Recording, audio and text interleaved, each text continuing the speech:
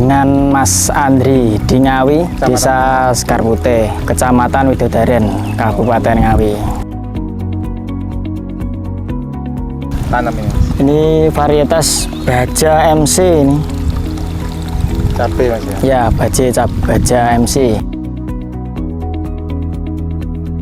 Ya, sudah lama, sekitaran 10-an tahun.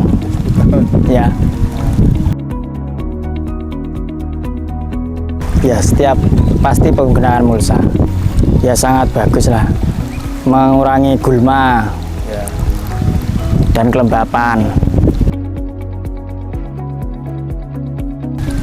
Belum pernah tahu. Biasanya pakai yang perak sama grenjeng.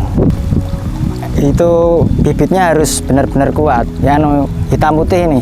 Ya. Ini berani tanam yang bibit muda. Kalau perak harus kuat, benar-benar kuat. Jarang yang sulam lah kalau pakai yang hitam putih. Enggak cukup bagus. Ini cukup bagus. Kelebihannya bisa tanam lebih mudah, bibitnya agak mana ya ini? Sudah ada ukurannya ini, mempermudah ini. Pertumbuhan juga sangat cepat ini, Pak. Ya. Pertumbuhannya ini loh. Ya. Ini lebih cepat lah ini.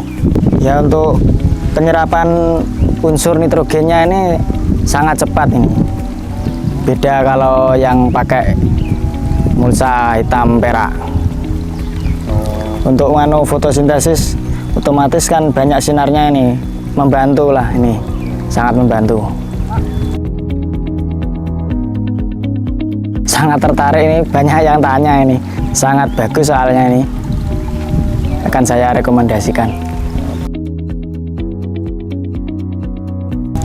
Kelihatannya belum ada ini. Masih cukup bagus ya? Masih cukup bagus. Ya, sangat membantu lah ini. Nggak ribet, tinggal bolong lah ini. Ukurannya ada ya? Ya, sudah ada ukurannya.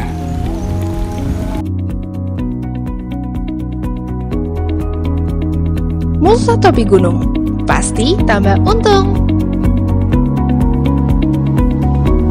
Untuk informasi yang lebih lengkap, hubungi Halo KTG 0811 3221 9000.